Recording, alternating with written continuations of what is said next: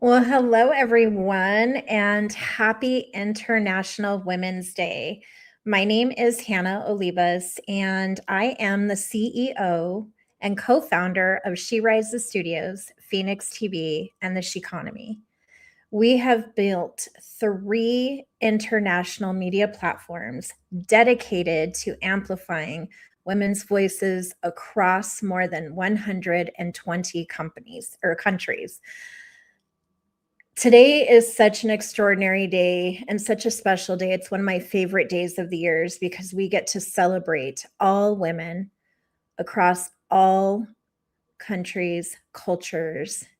There's no division, there's no controversy, only celebration. The women's global economy and architect started many decades ago with International Women's Day. And so today, our mission is simple yet powerful. We want to ensure every woman everywhere has the tools, the resources, and platforms to build businesses, share their voices, and create lasting economic impact. In fact, it's needed more now than ever. So please join me as we celebrate International Women's Day with a lineup of 9 extraordinary and powerful women who have taken the time today to be with you, to educate you, to inspire you, to include you on what women are doing in 2026 and beyond. International Women's Day is celebrated every single year on March 8th in more than 100 companies. I keep wanting to say companies, in more than 100 countries around the globe. It is a day that honors the social, economic, cultural, political achievements of women. But the origins of this day were not born out of celebration. They were born out of courage. In 1908, more than 15,000 women marched through the streets of New York City demanding fair wages, shorter working hours, and the right to vote. These were not CEOs, they were factory workers, immigrant women, mothers and daughters, women who refused to accept a system that ignored their voices. They weren't waiting for opportunity. In fact, they were creating it, which is something we do as women every single day. 2 years later, in 1910, a German activist named Clara Zetkin proposed creating an international day to women's rights during International Conference for Women working in Copenhagen. The following year, in 1911, the first International Women's Day was celebrated across Europe and the United States, with more than 1 million people participating in rallies, advocating for women's rights. But one of the most defining moments happened in 1917 when women in Russia organized a massive protest demanding bread and peace. Their strike helped ignite the Russian Revolution because the protest happened on March 8th. The date became permanently recognized as International Women's Day. In 1975, the United Nations officially recognized International Women's Day, elevating it into a global movement advocating for gender equality and women's leadership.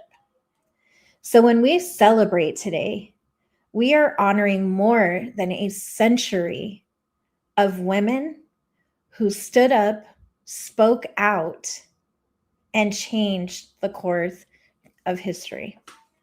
But the truth is, the work is nowhere near finished. Let's talk numbers for a second.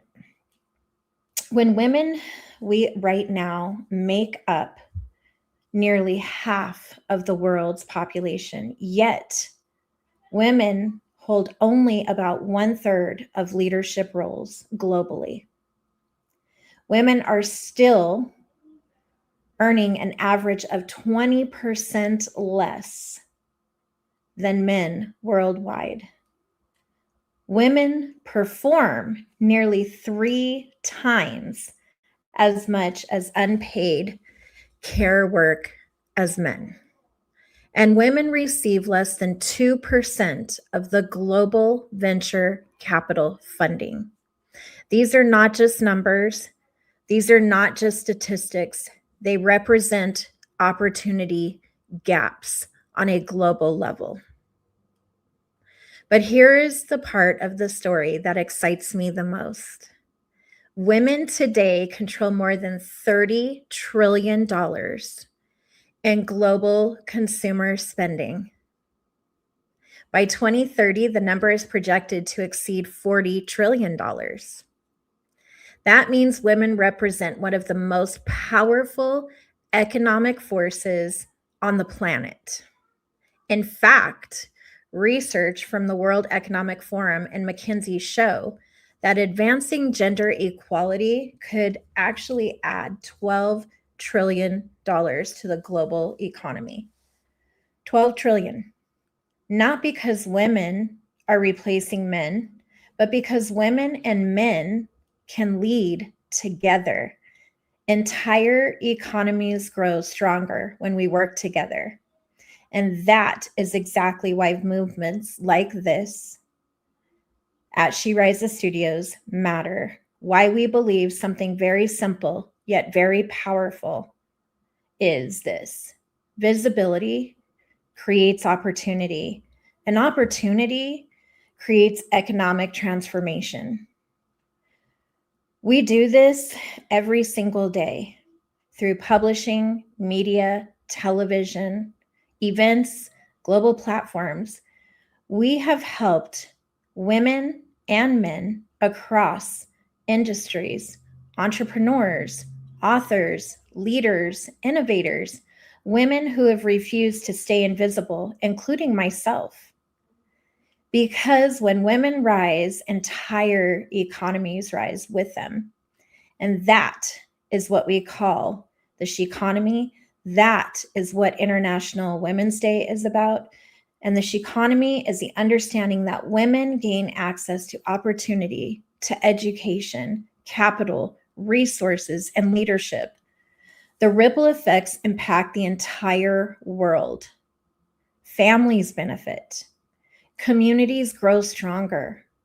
Innovation accelerates, and economic growth expands. But the Sheconomy is not just about money. It's about possibility. It's about women realizing that they are not just participants in an economy. They are the architects of it. And today we are surrounded by women who are doing exactly that. Women who are building companies, leading organizations, mentoring the next generation, breaking barriers in industries that historically excluded women. They are not waiting for permission. They are building legacy now. And now I want to pause for just a moment and share something personal. Because when people see the success of She Rises Studios today, they see the media platform, they see the books, they see the television network, they see the events, but here's what they don't see. They don't always see the journey of every woman who rises carries a story of struggle, a story of resilience, a story of refusing to quit when the odds felt impossible. I know what it means to fight for your life, and I know what it means to face uncertainty. I know what it means to build something from the ground up when everyone doubts you, even yourself. But I do know something else. Women are far more powerful than the world has ever given them credit for. Women are builders, women are innovators, women are leaders. We are problem solvers. We are creators of culture, community, and economic change. And when women support other women, something extraordinary happens. Movements are born, businesses grow, ideas scale, and the impossible suddenly becomes possible. So, International Women's Day reminds us that we are not just participants in the economy, we are now the architects of the future. So, those of you who are watching today, it is my honor and my absolute pleasure to bring on our very first speaker today. Her name is Julie Ashlock, and Julie is going to talk to us about the biological blind spot in female leadership. Women are scaling, leading teams, and driving economic growth, yet the economy continues to ignore one of the most predictable and measurable performance variables, female biology. This is something that Julie has become such a significant expert in, and who is going to share with you exactly what that means. Julie is a performance strategist, redefining how female leadership looks, how it sustains power, and over 16 years in health and human performance, she works with high achieving entrepreneurs and executives to protect cognitive clarity, resilience, and energy. Her work positions physiology as a strategic business variable. So please help me welcome Julie Ashlock to International Women's Day Economic Summit. Thank you for that introduction, and happy International Women's Day to all of you. I am truly honored to be a part of this conversation today. Today is a day when we celebrate the achievements, strength, and leadership of women everywhere. But it is also a day where we have the opportunity to talk about something that has not been talked about nearly enough. A stage of life that millions of women experience, yet very few are truly prepared for. And to begin that conversation, I want to start with a moment many women quietly recognize. It's 3:17 in the morning, the house is silent, the world is asleep. But not you. You are wired and tired. You're staring at the ceiling, wondering, what is happening to me? During the day, she looks exactly the same as she always has. She leads meetings, supports her team, shows up for family, solves problems. From the outside, she still looks exactly the same strong, capable woman everyone relies on. But in quiet moments, something feels different. Her sleep isn't coming. Her energy isn't as automatic. Her focus takes more effort, and she begins to wonder something many women in midlife ask themselves. Why does this feel harder than it used to? If you have ever had that thought, even quietly, I want you to know something. You are not alone. She's not losing her edge. She's navigating a biological transition no one taught her how to lead through. I know this moment well because I've lived it myself. There was a point in my own midlife where I remember thinking, I am doing all of the healthy things that always worked before. Why is my body fighting me now? I had spent years studying performance, recovery, fitness, and health optimization. And yet, even with all of that knowledge, there was still a moment where I realized something important. No one had ever truly explained what happens to women during this stage of life. No one had ever connected the dots between biology, performance, energy, and leadership. And that realization changed the direction of my work. Because if high-performing women were going to continue leading with clarity, energy, and confidence, we needed better conversations. We needed better education, and we needed better strategies. Many women reach their 40s and 50s at the exact moment their responsibilities expand. They step into bigger leadership roles, they manage larger teams, they carry greater financial responsibility. At the same time, they may be raising teenagers, supporting partners, caring for aging parents, and holding together the emotional center of families. And what often goes unspoken is how much invisible leadership women carry every day. They are the stabilizers in families. They are the mentors in workplaces. They are the leaders colleagues turn to when situations become complicated. Women often carry the emotional intelligence of leadership, the ability to understand people, navigate conflict, and guide teams forward. And that type of leadership is incredibly valuable. But it is also the exact moment biology begins to shift. Midlife is not simply a hormonal change, it is a whole body biological transition. Energy production begins to change, hormonal signaling shifts, sleep patterns evolve, inflammation can increase, and the nervous system becomes more sensitive to stress. And suddenly, women who have been performing at very high levels for decades can suddenly feel like they are operating at 70% of the capacity they once had. Not because they lost their intelligence, not because they lost their discipline, but because the systems supporting their performance are changing. Midlife is not a motivation problem. It is a physiology problem that requires a strategy. And one of the most painful parts of this transition is that many women assume the problem is them. They think they're losing their edge. They think they need to work harder. They think they simply need to push through. So they do push harder, work longer, sleep less, and slowly their confidence erodes. Not because capability has disappeared, but because the body is navigating a transition without a roadmap. You see, when women understand their biology, they stop blaming themselves. This conversation is not only personal, but it's economic.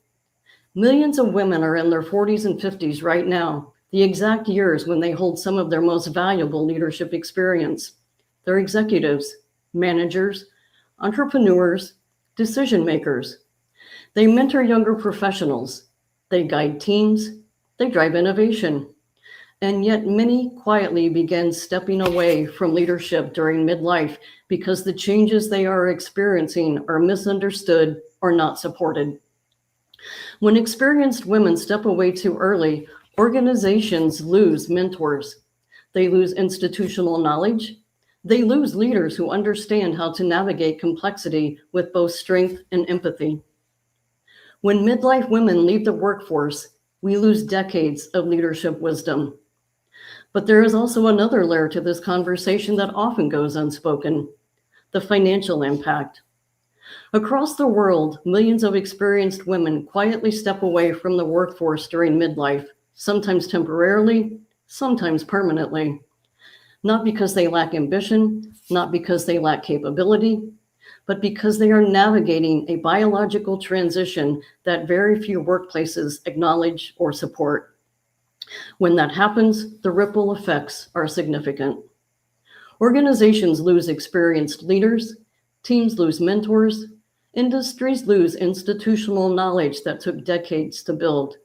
But the impact is also personal. When women step away from leadership during these years, it can affect long-term earnings, retirement security, and financial independence. For many women, the years between 40 and 60 not are only peak leadership years, they are also critical wealth building years. When women feel forced to step back during that window, the economic impact can last decades. But imagine a different outcome. Imagine if women had the knowledge, tools, and support to navigate midlife with strength and clarity. Imagine if organizations understood that supporting women through this transition is not just a wellness initiative. It is a leadership investment, because when experienced women stay in the workforce longer, everyone benefits. Companies retain wisdom, teams retain mentorship, communities retain leadership, and women themselves retain the financial security and independence they have worked so hard to build. Again, Imagine a different possibility. Imagine if women understood what was happening inside their bodies. Imagine if workplaces normalized the conversation. Imagine if midlife women felt seen, heard, validated, and supported. Because when women are supported during the stage of life, they do not withdraw from leadership, they expand it. They lead with deeper wisdom, stronger emotional intelligence, greater perspective. The kind of leadership that organizations desperately need. International Women's Day reminds us that progress for women has always come from courage and conversation, from women stepping forward and saying, we deserve to be seen, we deserve to be heard, we deserve to thrive at every stage of life. When women thrive, families thrive, organizations thrive, and communities thrive. And this conversation is not just about us. It is about the women who come after us, the daughters, the young professionals, the future leaders watching how we navigate this stage of life. For generations, women have moved through midlife transitions quietly, often believing they were supposed to endure it alone. But we have an opportunity to change that narrative. Imagine what leadership looks like when women stay in the room, when they remain at the table, when their wisdom continues shaping organizations and communities. Imagine leadership guided by decades of experience, emotional intelligence, and resilience built through life itself. Leadership does not fade with age. For many women, it deepens. If something feels different during this stage of life, hear this clearly. You are not behind. You are not fading. You are not losing your power. You are becoming. The future of leadership is not younger women replacing older women. It is women rising together across every stage of life. Thank you.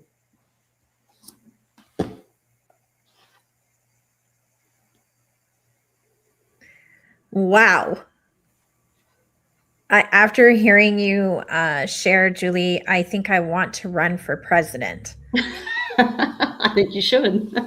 I think that what you shared is so valuable and so honest. And just to recap, Julie is a certified menopause coaching specialist, certified master health coach, certified personal trainer, and certified nutrition.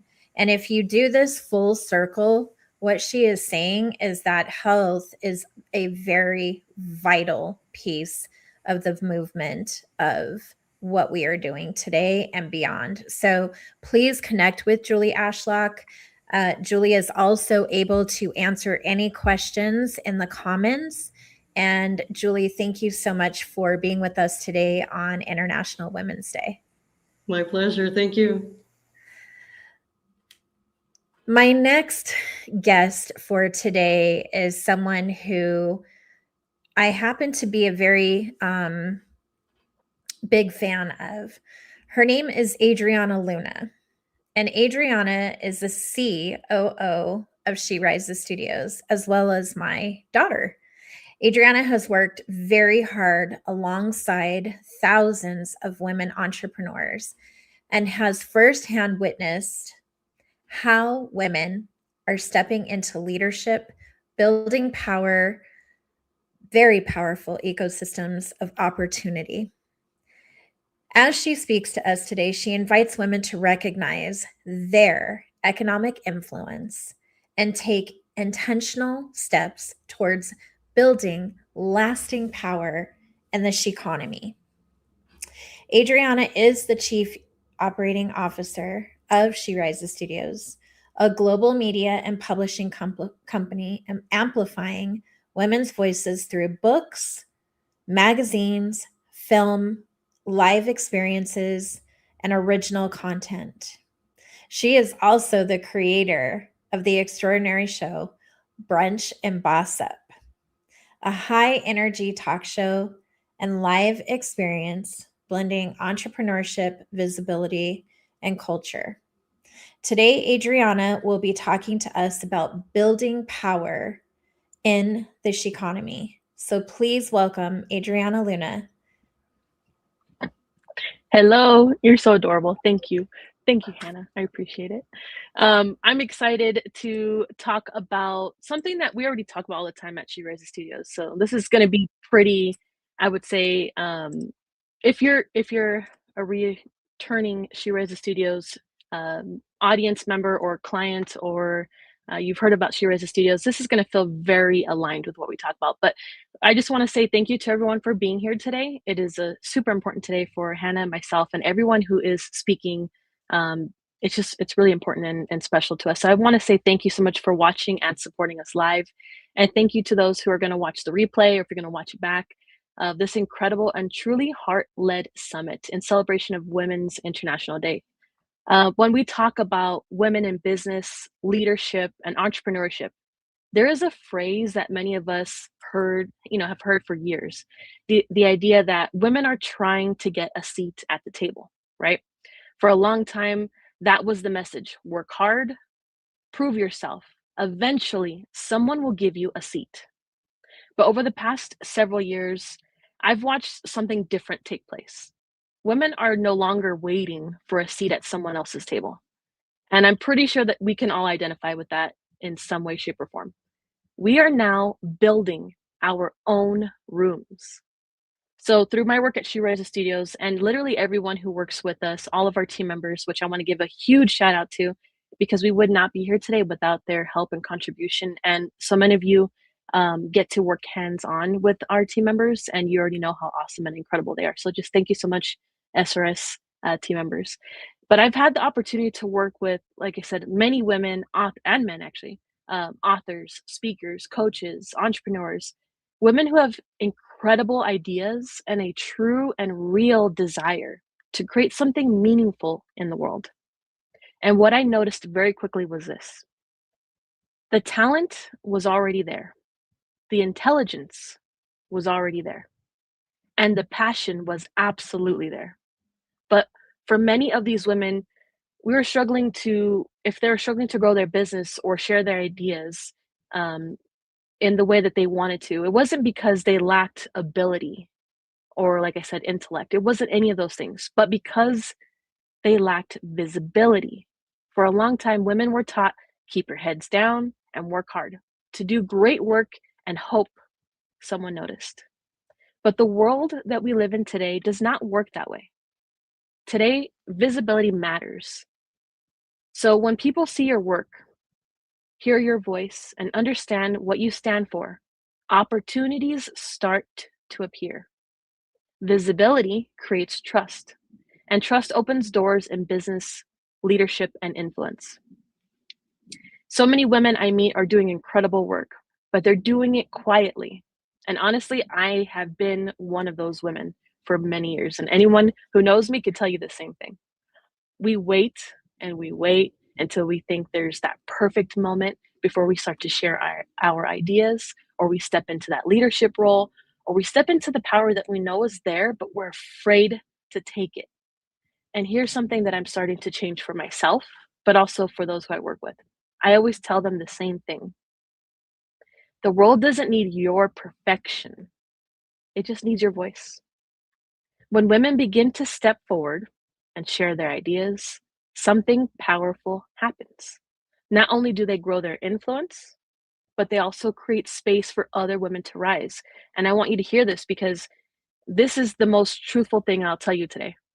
When you notice someone that you feel connected to or aligned with or kindred spirit to, and they're doing something that you feel like you could do, whether it's doing it better, do it in tandem with them, or maybe you have a totally different idea. But when you see someone that you resonate with and you see them taking those leaps and jumping over those hoops, it makes them inspired to you want to do the same thing. So you need to stand up for those who are waiting for you, because they're waiting for you, because then they can do it themselves.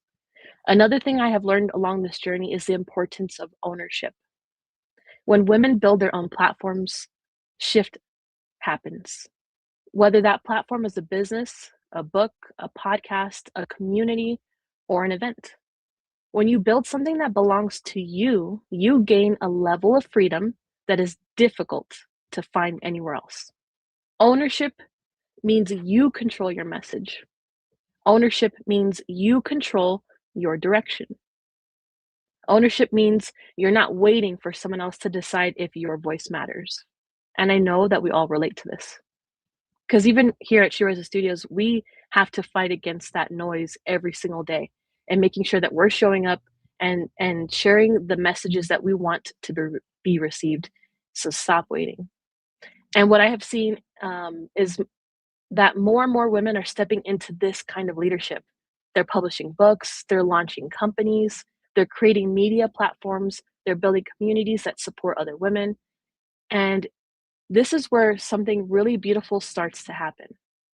Collaboration. This is something we talk about at She Studios a lot. But this is the core of success for women and women doing things in business together. For many years, women were often placed in environments where it felt like there was not enough room for everybody, where success felt very limited, and women were sometimes encouraged to compete with one another. And I know that we've all felt this way, and it's almost tragic, I would say. We should never have to feel that we need to compete in success in business. The only time we should be competing is if we're in the Olympics or something like that, where it's literally meant to be a competition. That's different. We're talking about something different here. But the truth is that some of the most powerful growth happens when women choose to collaborate instead. And I'll be honest, that word, if you're new to collaboration, if you've never had to do that, it could be scary. It could be pretty daunting. It could be pretty intimidating because you're working outside of your comfort zone. You don't know what to expect. You don't know what that woman's going to say to you. You don't know what they're thinking of you. But to be honest, all of those things, that's in your head. A lot of those fears is because those are our insecurities that we need to work through. So when women start to share stages, share audiences, share ideas, and support each other's growth, something incredible happens. And that's momentum. Communities start to grow faster, ideas spread further, and opportunities multiply. I believe within She Studios, we're actually probably a really good example of this because when we started, it was just Hannah and I. We didn't have team members. We started to connect with women. We started to collaborate with women. We started to foster ideas and growth opportunities, and some of them became, long-term She Studios, if you want to call them team members or collaborators or whatever the case may be. We are kind of a hands-on example of what I'm talking about, of how this community has grown, because we put aside our fears and we decided to trust and make sure that people knew that they could trust us as well. And then suddenly you're not building something alone anymore. We're not here alone anymore. Look at the ladies who are going to be speaking to you today and some who've already spoken to you. We met them. We got to know them. We get to hear their stories. We get to bounce ideas off one another. This is the idea behind what Hannah created, which is the Sheconomy. The Sheconomy is not just about women starting businesses. It's about women creating ecosystems of opportunity. Women building platforms that allows other women to be seen. Women creating communities that support growth. Women opening doors and inviting others to walk through them. It is a shift in how we think about business. Success is no longer about what we build for ourselves. It is about what we build that allows others to rise with us. And when I look at the other women who are stepping forward today, I feel incredibly hopeful about the future, because the next generation of women entrepreneurs and leaders are not waiting for permission. We see this every day with the up and coming women who are doing the things, getting out there, who are being honest that they're afraid, but they're going to do it anyways. I love seeing that. They're launching ideas before they're fully ready. They are sharing their voices even when it's uncomfortable. They're building businesses and communities that create real and true impact. And the truth is, we're still only at the beginning of this shift. The future economy will look very different from the way and the one that you grew up in, even for myself. It will be built by people who are willing to create, connect, and collaborate. And women are playing a very powerful role in shaping that future. So if there's one thing I hope every woman listening today takes away from this conversation, it's this. You do not have to wait for someone else to give you permission to build something truly meaningful. Your ideas matter, your experiences matter, and your voice matters. And when you begin to share those things within the world, you never know who you're going to inspire to step forward. You never know who you've already inspired. They're coming to tell you pretty soon. I already know it. The Sheconomy is already taking shape through women who are showing up, supporting each other, and building something bigger than themselves. And I truly believe that the women who step forward today will shape the opportunities that the next generation will one day step into. So I just want to thank you for listening today, and really getting to understand how I believe that we're going to be building power in this economy. I'm going to pass it back over to Hannah. Well, you can see why I think she's great. What a powerful share, Adriana, and thank you for being so open and transparent. She is my favorite person, one of them in the world, because I'm so proud of her and all the things that she does. And every word that she shared today is truth. And being a COO of a women's empowerment, education, and media platform sometimes is very hard. And so when she was speaking on collaboration, the idea is really understanding you never know who's watching, but they're going to tell you soon because you've encouraged them to come up and challenge themselves and become a Sheconomist or a part of change. So thank you. I also forgot to mention she is a film and docuseries director, and she is leading some very intentional, powerful storytelling projects that you will all get to see that have to do with women building legacy, rewriting narratives, and stepping into authority. So I think that, as the song says, we ain't seen nothing yet. Our next speaker is another extraordinary woman, and we really wanted to be intentional of who we brought today in honor of International Women's Day, but also in honor of the women's economic system. And each and every one of these women that you've heard from so far, from Julie Ashlock, Adriana Luna, have really set in motion what we can look forward to for the women's economic system from today and beyond. So it's my honor to introduce Kate Powers. She's going to talk to us about the cost of running on empty and the 5-step map back to full. Many women in business are not stuck because they lack ambition. They're stuck because their nervous systems have been in survival mode for so long that their brain cannot access creativity, planning, or leadership capacity, or even them tripping over their own words. Kate Powers reframes burnout through the lens of biology and resilience. Drawing from 17 years of rebuilding her own life and her own experiences studying stress responses as a special education teacher, Kate shares a practical 5-step framework to help women move out of survival and into sustainable growth. Kate is a Boston-based author, speaker, alignment coach, and special education teacher. A late diagnosed neurodivergent solo mom who raised 2 ADHD children, she created Women Who Rebuild framework to help women rebuild their lives and businesses after difficult seasons. She is also the author of Stop Existing and Start Living. Hello, Kate. Hi, how are you? Great. Can't wait to hear from you. Thank you so much. Thank you so much, Hannah and Adriana. I am so excited to be here with She Rises Studios on International Women's Day.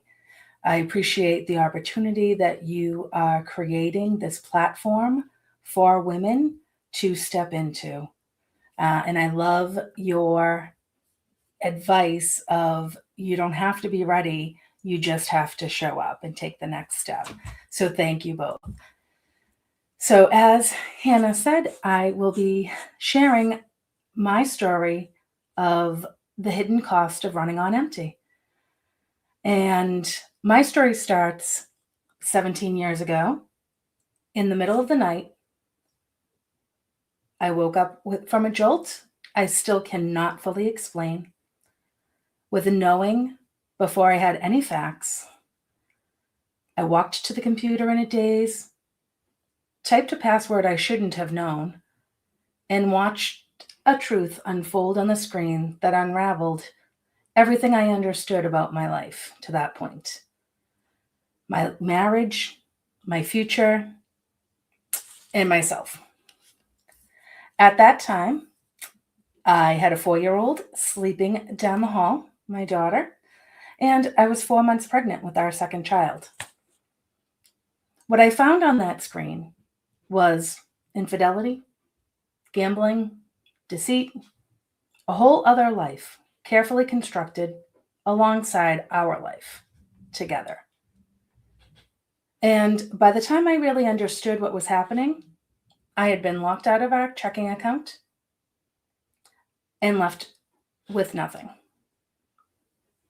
In the following weeks, we survived on WIC and church food bags.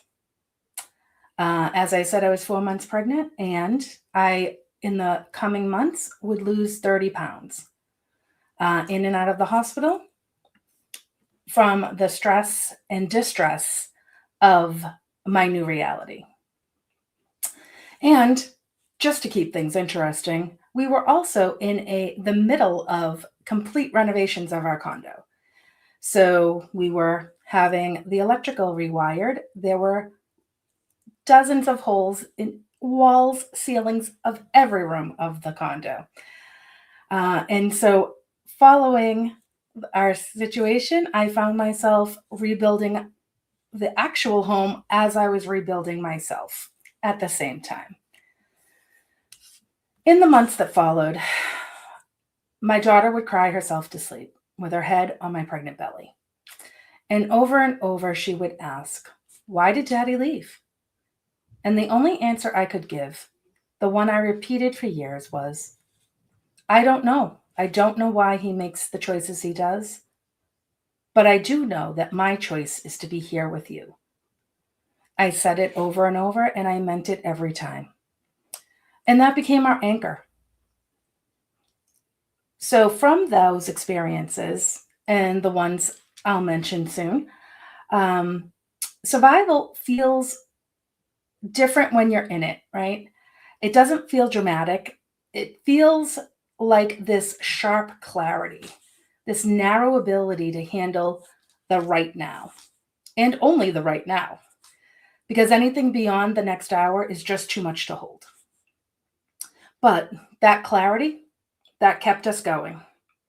And it helped me make decisions that were in the children's best interest, which by default were also in my best interest. And I held on to that. And I just did the next thing. And that clarity has kept us moving forward. Over the next decade, I literally ran. I ran 4 marathons. I ran more than 25 half marathons. When that became not exciting, I did 7 triathlons and a 100-mile bike ride. I became a woman who could endure almost anything, because endurance was the only regulation tool I had. At the same time, I was a full-time teacher, teaching special education in Boston, and I was studying nervous systems in children and their responses. And that was the work I did daily. I was also navigating my son's complex neurodivergent needs, advocating through years of wait lists and wrong diagnoses for him, while also navigating my daughter's needs. I didn't know it at the time, But I was also neurodivergent, and I was wired to assume sincerity, to look for connection rather than duplicity. And that's why I hadn't understood what happened to my life in the middle of the night those years ago. Now, I know why I hadn't seen it coming, and I understand in a way that I can finally reclaim my self-trust. And back then, I didn't call any of this survival mode. I called it being strong. I called it, I'll handle it. I'll figure it out. And then a couple of years ago, I was no longer able to use exercise, endurance exercise, what I call slow drip endorphins, as my regulation system. I sustained an injury that required surgery from a fall that had nothing to do with exercise. And I was not going to be able to have my default survival tools. And for the first time, I had no way to outrun what was inside. So, in the months that followed that surgery, I had an unexpected discovery. I picked up a paintbrush for the first time in close to 30 years. And not because I thought it would help, but because I wanted to use the time that I had in recovery from the surgery to explore, to have, to take my mind off of the pain, but also to pass the time. And I needed something to do with my hands. And what I noticed was my nervous system started to settle and my anxiety eased. The constant background hum began to quiet in ways that 20 miles on a road had never quite managed. As a special education teacher, I recognized something happening. Purposeful, repetitive creativity was regulating my stress response. And it was shifting me out of survival mode and into something that felt for the first time in years like myself. So I hadn't found a hobby. I found a map back to my own systems, my own regulation. So what I did was put together this new experience I was having with the information that I understood from studying nervous systems and neurology.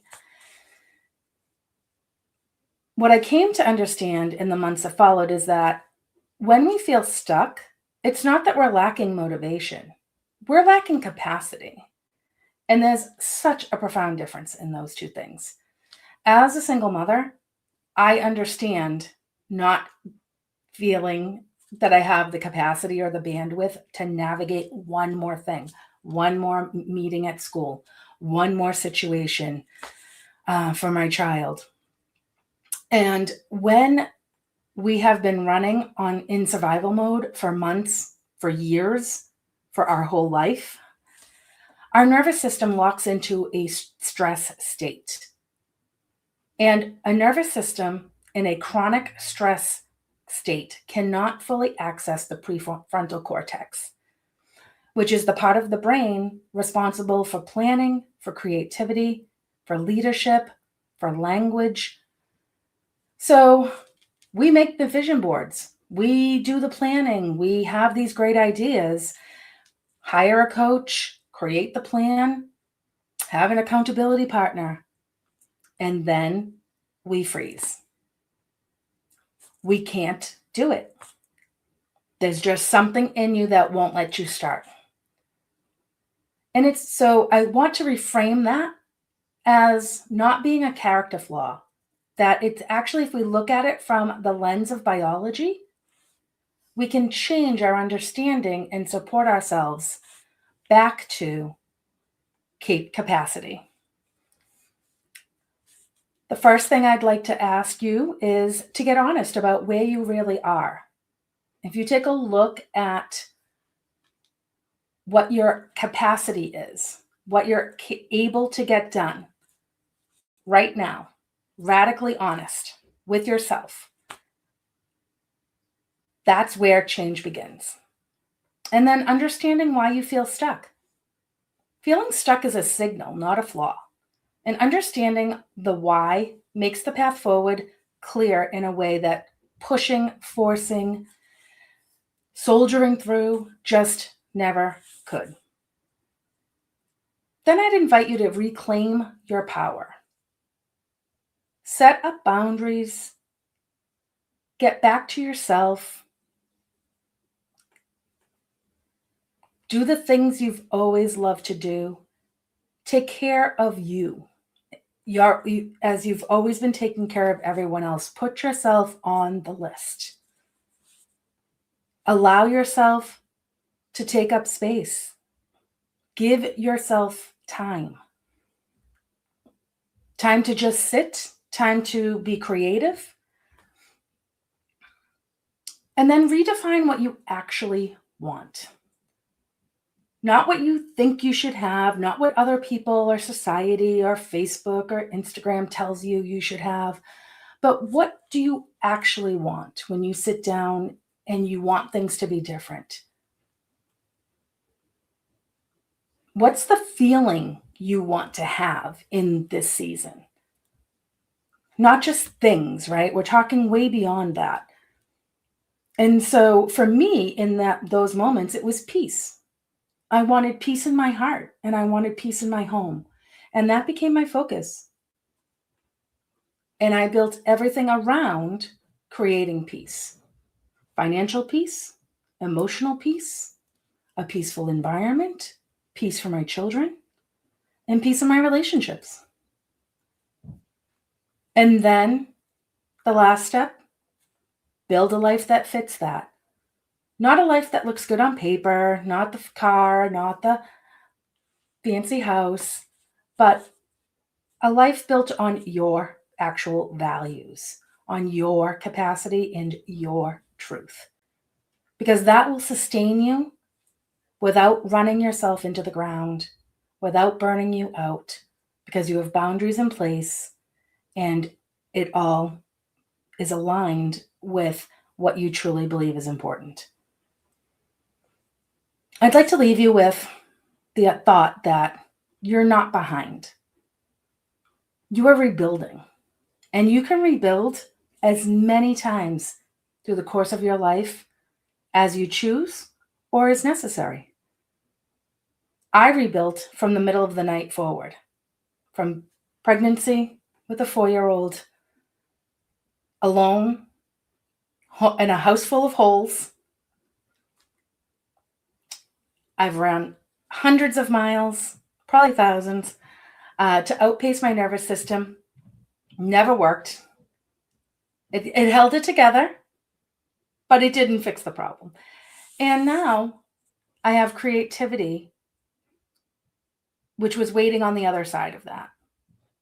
17 years later, my daughter is now 22 years old and will be graduating college in the spring.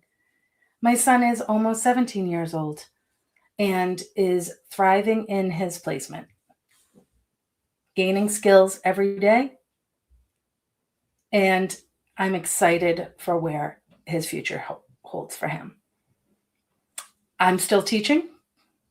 I'm still building, but from real capacity, based on the future I envision for us, no longer in survival mode dressed up as strength. And I'd invite you to connect with me if you see yourself or recognize yourself in any of these words. I have lots to share, and I appreciate you. Thank you so much for having me today. Thank you, Kate, for such a powerful and transparent share today. I could feel every single word as you were sharing it, and your resilience is nothing short of extraordinary. So, to keep the momentum and celebration of International Women's Day, we've heard from the extraordinary Julie Ashlock, Adriana Luna, and Kate Powers. But it doesn't stop here, because our next phenomenal woman to share the virtual stage with us today in honor of International Women's Day is Dr. Candace Deal Bartel. She's going to talk to us today about rebel leadership, redefining power from the inside out. And rebel leadership challenges traditional models of power rooted in dominance, perfectionism, and external validation through 4 pillars: responsibility, response, reflection, and rebellion. Dr. Candace introduces a leadership model grounded in presence, moral clarity, and intentional action. This approach empowers leaders to challenge outdated systems led from authenticity and alignment. Dr. Candace Bartel is a leadership strategist, speaker, and founder of Gala Plus Luna Creative Group. She is known for guiding complex organizational transformations while helping women reclaim authority and define leadership from the inside out. So thank you for joining us, Dr. Candace. Thank you so much for having me. I am so excited to be here, and just really want to start off by thanking She Rises Studios for bringing us together today. Truly, of all the days to have a conversation like this, for me to talk about rewriting the rules of power, I cannot think of a more fitting day than International Women's Day. So thank you for this space, and thank you to each of you for being in it with us. So today we're going to talk about rewriting the rules of power, value, and worth through the Rebel Leadership Framework. Before I dive in, I would like to start with a question. So please use the chat feature to drop in your response, but I really want to hear from you. The question is this: have you ever felt your worth was tied to how much you could produce? Have you ever felt your worth was tied to your work? Yes or no? So typically, I'll look for the responses as I continue here, but typically when I ask this question in person, I get 90 to 100% of the hands raised in the room. And I want to reassure you that this is not a you issue. It's a system issue. And it's typically been hardwired into our history. And for most of us, it started a lot earlier than we realize. So my narrative of worth started in the summer of 1988. I was 3 years old, so a little bit dating myself. I was living with my family, my mom, my dad, and my 2 brothers. We lived in a small town in Oklahoma called Billings, Oklahoma. It was, at the time, a town of 500 people in the heartland of Oklahoma. So the big news of that year was that the town was getting a brand new Dairy Queen, and my dad was the manager. That's why we moved there. So in that role, he was responsible for all the details, the hiring, training manuals, calibrating all of the machines. So basically from start to finish, he was responsible for all of it. And I grew up in a family where you contributed. That was, there were no questions asked. You worked, you contributed. So my brothers and I went into the afternoons to help, and we would get odd jobs here or there. And one particular odd job that has continued to surface throughout my life was when we were required to pull weeds out front in the Oklahoma heat. And I don't know if you've never been to Oklahoma or have ever had experience pulling weeds in the summer, but in Oklahoma, the heat is not a temperature, it's a presence. It is all consuming. With the heat and humidity, it feels like you're in a literal pressure cooker. And we worked for hours. So sweat was pouring down our little bodies, and my hands worked through every weed that I could find until we filled our little grocery bags full of weeds. And we did that until the sun went down. And likely my mom nudged my dad saying, you know, they had enough work. But then we were invited inside, and inside my dad was waiting for our reward, a perfectly swirled DQ ice cream cone. And that was my first taste of sweetness, my first taste of a vanilla Dairy Queen ice cream cone, which happens to be my favorite still to this day. But I remember the feeling, and I was so happy. I can remember my little curly haired head just beaming with happiness and joy because we got to taste this ice cream cone after a hard day of work. And I thought, I earned this, I worked hard, this is how it is supposed to go. I was so proud of myself. And my father, he was also smiling from ear to ear, seeing all of the bags of weeds we had pulled and worked hard. He gave us a look of approval that I'll never forget. So it was a good day. It was a very good day of work. And I didn't know it then. And it's taken me a while to realize it. But that afternoon installed an operating system in me.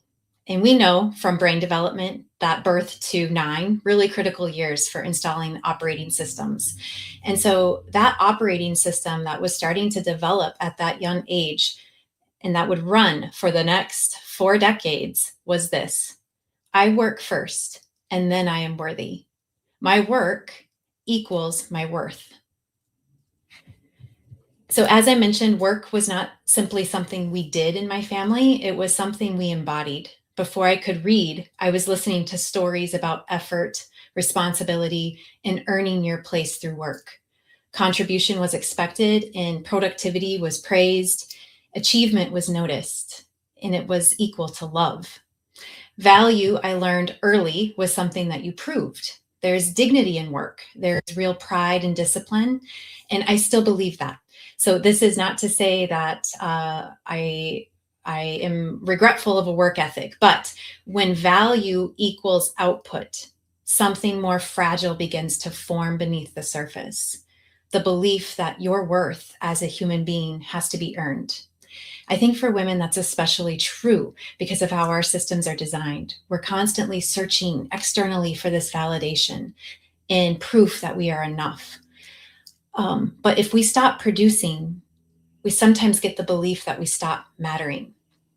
For a lot of high achieving women, that belief does not stay personal. It becomes the lens through which we lead. This is exactly the problem that we're trying to solve through the Rebel Leadership. That's why it was created. 2 years ago, I really hit a point of no return. I didn't realize that this was the operating system that had been installed. It was like a light bulb just popped on one day. And I thought, wow, I just thought this was normal. So when I realized that I had been valuing myself as a human doer, not as a human being, I knew I had to try to create space for myself and for others. So I was really determined to understand this wiring and creating a model to work through it. So we created Rebel Leadership Framework. The Rebel Leadership Framework for women is a framework for women really who are done leading from depletion. It is not a philosophy of disruption. We're not rebelling just to rebel. It is disciplined, it is strategic, and it's really redefining power from the inside out, not looking for external validation, but knowing deeply in our bones that we are enough and that we matter just as we are. It also emerged from my own refusal to accept how exhausted I was for the price of ambition, that my worth was based on what I produced for others, that self-abandonment was just what leadership required. I didn't become a rebel because I wanted to break rules. I became a rebel because the rules were breaking me. And I began to ask myself this question a couple years ago. Who wrote these rules in the first place? And do they serve who I am becoming? So here's what this wiring actually produces in a leader. On the outside, and we know this, we see it in high achieving women all the time. She's reliable, she delivers, she anticipates what is needed before anyone asks. She outworks almost everyone in the room and makes it look totally effortless. But she has a shadow, right? She is also exhausted in ways she cannot fully name. She's over responsible, overachieving, and the resiliency is masked as quiet insecurity. Imposter syndrome, it's deeply installed in our truth about our worth, and it's typically written before we were even old enough to question who wrote it. Such is the case in my family. And when that woman steps into leadership, still running the same operating system, the equation doesn't just stay inside her. What she has not examined in herself obviously projects onto others, our other systems, our family systems, the people we lead in our direct team, the organizations we choose to be part of, the work we do in our community. It all ripples out. So the standard she holds herself to becomes the standard she holds her team to, her family to. The culture she absorbed becomes the culture she creates. So we have traditionally built leadership models on traditional inherited definitions of power. Power that's seen as dominant, power as control, power as perfection, as endurance. And we reward it. We reward overextension. We admire stoicism. We normalize self-abandonment in the name of results and drive and tenacity. And then we wonder why the most capable women in the room are the ones that are the closest to burning out. So rebel leadership is one framework that we can grapple with this on. And it has 4 pillars. So the 4 pillars really starts with responsibility, and that's the core of this framework. Responsibility is our ability to respond. It's actually not the response itself, it's our ability to respond. So it requires us to actually do the harder work first, to really understand and grapple with the patterns and narratives we have been handed throughout our lives. The stories about what leadership looks like, what strength requires, what women in authority are supposed to sound like, act like, and give up. So until we're able to really surface those patterns and have the ability to choose the response, right? We are not leading from choice. We are leading from conditioning. And there's a profound difference between those two. So responsibility in rebel leadership means owning that, owning your influence. It means acknowledging how your language, your behavior, your decisions shape who you're becoming and the environments around you, and also taking accountability for that, for yourself and to others. So this is really where the true power begins, is focusing on your ability to actually make the choice. The second pillar is response. So now that you've kind of worked on your ability and understand where these patterns are coming from, then how are you going to respond? What does that look like? So response really replaces reactivity. You're not reacting from urgency or operating from fear or the need to prove yourself. Rebel leaders, when they're looking at response, they pause. They consider the impact. They're responding from their values and intention rather than impulse or the need to prove.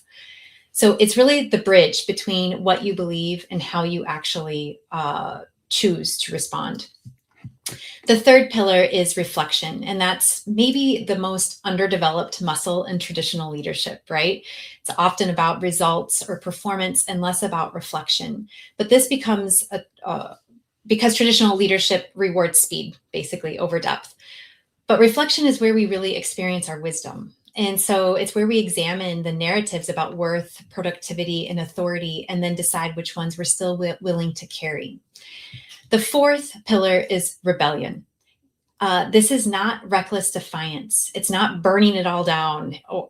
It's really disciplined, and it's an act of challenging the systems, norms, and internalized beliefs that no longer serve the collective growth. So it really asks us this question: are the structures I am upholding aligned with the futures I claim I want? Are the structures aligned with who I am becoming? So really together, these 4 pillars shift what power means. It's not about control. It's not about leading to prove yourself, to prove your worth, to prove your value, to stay stuck in these traditional narratives. It's about aligning with who you are and really embodying the leadership, connecting your mind and your body, your strategy with your soul to move into who you're becoming as a leader. So inside, up until a couple of years ago, I was still really negotiating the same question I had been asking without really knowing since I was 3 years old. Am I valuable because of what I produce or because of who I am? And it was really my therapist who put that image in my head. She held up a mirror and she said, "You are a human. You have been acting like a human doer, not a human being." And after I saw that, I couldn't unsee it.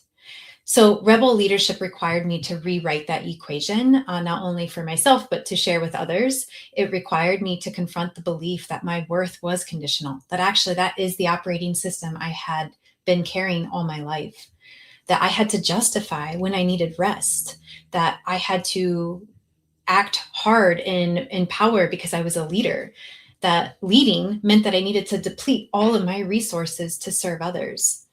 But what I found as I was working through this is that there's a softer side to leadership, that presence, clarity, and alignment, in maybe most radically of all, is the understanding that my worth does not have to be earned, that it is just because of who I am. So in all of this does not mean ambition disappears. It means ambition becomes anchored. It means that performance is no longer the measure of your identity or your value as a leader. And I think we're really living in a moment where old models, I think several of the speakers ahead of me talked about this, where old models are really being questioned. Women are stepping into rooms that were not originally designed for us to step into. And too often, we are entering those rooms believing that we have to conform to the rules that were never built with us in mind. Rebel leadership is an invitation to do something different, to interrogate the stories that we heard about work and value, to separate discipline from neglect, and to distinguish our resilience from silence. We need to understand that rebellion, when it's rooted in integrity, is not a liability. It's a force of transformation. So for today, just as practice, let's identify one rule that we are still living by that no longer serves who we are becoming in this space. And at the end of this, I do have a gift to share. So hopefully I'll have a chance to get you that link, and I'll share an ebook for more information on rebel leadership. Thank you so much. Thank you so much, Dr. Candace Bartel, for sharing today. I think that rebel leadership is such an extraordinary term, first of all. I really tuned in when you talked about leadership doesn't have to be polished and it doesn't have to be hard. Like, we can actually be ourselves. We don't have to come off as this coarse, perfect, polished woman leader. So thank you for sharing that. As we continue our celebration in honor of International Women's Day, we have heard from so many powerful women who are not just talking the talk, but actually walking the walk. And I wanted to share a little bit of insight before I bring our next speaker up. At She Rises Studios, Phoenix TV, and Sheconomy, we look for women not based off of the number of followers, not based off of the fame, but based off of their work. The initial work, the women who have boots on the ground, who are doing the work every single day to ignite new culture inside the women's economic system. And today you are joined with 9 powerful women who are doing this. And so I encourage those of you who are watching or who will be watching the replay, those of you who are going to receive our email with the replay, I highly encourage you not only to connect with these extraordinary women, but to also support them. That's where change really happens. Even if what they said isn't for you, but maybe for someone you know, if we continue to build out the women's economic system in a way where women are truly supporting women, you will see a ripple effect of change. And that is women changing the narrative. So that leads me into my next speaker. She's going to talk to us about survival to self-trust and how women turn pressure into power. Her name is Lolita Guerin, and Lolita explores the hidden economic cost of stress, emotional labor, and the pressure women carry. Through her calm process framework, she teaches women how to stabilize under pressure, regain clarity, limit energy drains, and multiply their strengths. What she shares reframes life experiences as leadership capital. And Lolita is a stress management expert, 6-time #1 Amazon bestselling author, and creator of the Calm Process. And she mentors women worldwide in transforming stress into resilience, into voice, and into leadership. Hello. Thank you so much for inviting me to this amazing event. And of course, I want to applaud all the amazing women that participated in this event already. And I just agree so much with all of those women that we already heard. And as we know, the economy is not only money, but it's also energy and time. And women, definitely, we take up a very big place in today's economy and influencing other people as well. So I will not repeat myself for what already we heard before, but I love what Candice just said before me about being productive and influencing other people and influencing environment and economy and everybody else's lives. And it's all about giving, giving, giving, giving. And I want to share you something that you can do any day that can help you with that burnout that will come your way when you're trying to deal with a lot of those things that happen in your life, with your family, with building your business. But first, I want to tell you why I'm my stress management expert. And I stressed out for all of my life as much as I remember. I came from Lithuania to US 25 years ago as an immigrant, and I worked very hard. But obviously, everyone works very hard. It doesn't matter where you come from. But what happened to me personally is that I grew up in the environment where my dad was alcoholic. He was very functioning alcoholic, although when he will get drunk, we'll have a flying plates and breaking things. And I grew up in a very anxious environment. So when I came to US as an immigrant, I added more stress because, as you know, and we already heard from our amazing speakers today, that you can show up, you should show up, you should go after your dreams. And it came to the point, because I came from this childhood trauma, I was afraid to say no. So the more projects I will get, the more people pleasing I will do. I was working overtime almost every single day.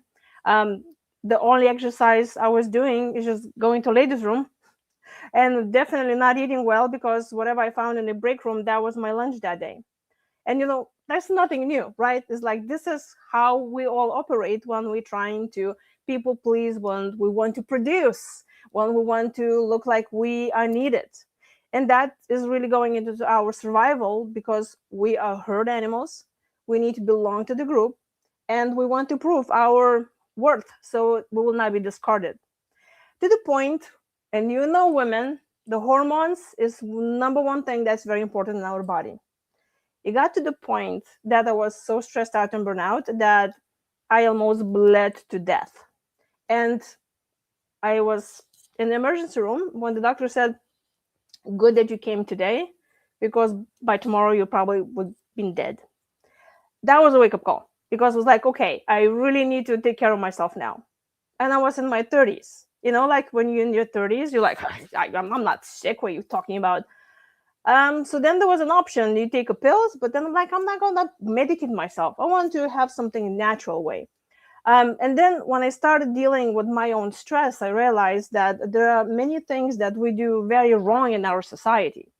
And this is where I want to touch a little bit about our women power. And we talked a lot today about that we need to go after our dreams. Also, we need to take care of ourselves. And when I start talking with coaching clients that come to me, especially women, they always tell me the same thing. And by the way, I'm going to give you a test right now. So I'll give you one little exercise that you can do. It is so easy to do, that will help you, your stress management and your burnout. So use your cell phone. Yes, we're going to use something for something better, right? Like not just scrolling through it. So you put an alarm to ring every hour. And then if it's safe, of course, you do nothing for 1 minute. You absolutely do nothing. You just relax, you close your eyes, you breathe, and you take that minute for yourself. Here's the test. How did that make you feel? What did you think? Did you tell to yourself, what? 1 minute? This is a stupid idea. Or did you say, are you kidding me? I don't have time for this. Or did you say, that's simple? No, it has to be more complicated than that. One break is not going to help me. But you will on multiple levels. Because stress, like anything else in our life, is adding more and more and more. And usually when I start teaching or speaking anywhere, I tell them to raise their hand. And then they continue talking about it, how, who I am, where I'm coming from. And then, the hands start going lower and lower because people get tired of holding the hand. And then I tell them, now you can put it down because that is stress in your life. But if you're going to do a break, and you can do that hand all day long, right? And it looks like so simple, but when you take a break, when you take care of yourself, you refill yourself so you can take care of everybody else and your business and your kids and your aging parents and everyone that you love. But you cannot, pour out of empty pitch. And we heard that multiple times. But are we doing that? Because our self-care comes from martyrdom. Number one is the women not permitted to be sad, and if they will complain, then they become who. So then we are used to, from this generation to generation, of feeling that we're supposed to be sacrificing ourselves. And especially if you have a business, especially if you're trying to get your goals, you will work so hard to prove it to yourself, to your parents, to everyone around that you can have that business. And then what happens? You take care of the rest of the day, and then you come back home, then you need to take care of your family. So then you work after work. That's a lot of my coaching clients come to me and they're like, I'm burnt out, I don't know, the doctor told me I need to stop, what I'm going to do. But the stress management should not be stressful, as they say. And there are a few things that you can actually do to help yourself that doesn't take that much time and effort. Just addressing that you are allowed to rest, allowed to take care of yourself, what Dr. Candace already said, that will change so much for you because you will show to yourself that you will take care of your needs. You will show to yourself that you can trust yourself. You're not going to abandon yourself because when you people please, you're abandoning yourself naturally because we've been taught to do that. So, I ask you to make a list of things that you like to do. And if you're struggling of finding that list and saying, I don't even know what they like. Because you see, when we grow up in the environment that we've been told what to do, what to think, and then we gaslit of, no, you're not hungry. No, you're not tired. You're not in pain. You keep going. And then you've been told that, you're not good enough until you produce. You don't even know what you like. So I recommend you to create a list of things that you discover that you really like. And let's say you like reading books. A lot of my clients come to me and they say, are you kidding me? I don't have time to read a book. Well, find time to read a book, even 1 page. So let's say you have business to run, you have family to take care of. But then you tell yourself, I'm going to read a book every day. And then give yourself grace and say, if it doesn't happen today, that's okay. I'm going to read it tomorrow. But allow yourself to look forward to something that you enjoy doing it and replenishing yourself. So then what happens? You're like, oh my gosh, I don't even have time for this. You don't have to read a whole chapter. You can read 1 page. But what it shows that you will do something that you will look forward to it. You'll enjoy that time with yourself. You'll give yourself a break. But most of all, you will trust yourself that you're not abandoning yourself. And then when you build your trust in yourself, you will not be so much afraid of the future. Because what is stress? It's something that we're afraid we will not be able to control. So when you trust yourself and you're not abandoning yourself, then anything that comes your way, you will be like, I know I'm going to be okay because I will stand by my side. Many clients that come to me, and especially women, when I say, okay, simple things, like I already mentioned, let's just do small breaks. Let's do something that you like. Let's start easy, just showing you care about yourself. There's a lot of women struggling with changing that. And, we heard a lot of speakers today, like, wow, this is amazing. We definitely can do all this great job, but why are we not doing it? because there is a loyalty issue.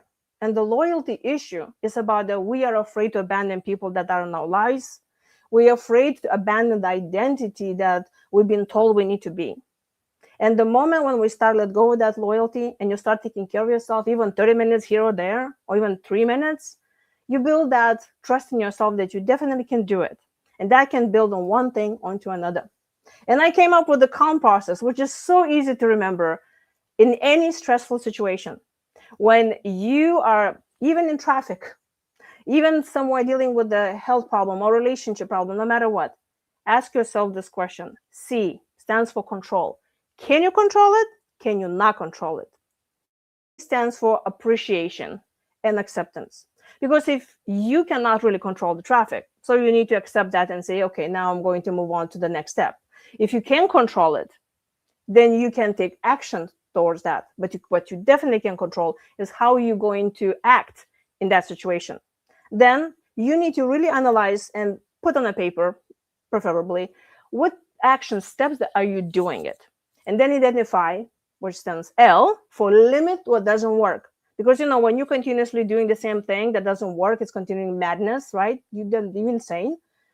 But this is the key here. You need to ask yourself, why are you continuously doing something that doesn't work for you? And a lot of times that is because we are taught to abandon ourselves. And then M, multiply what works. If you reading 1 page a book today works, how about we'll do for 2 pages? And then you stop abandoning yourself. And if you're wondering, okay, I don't even know where to start, you're welcome to book a call with me. Just go to my website, beamazingyou.com, or get my book and other online programs.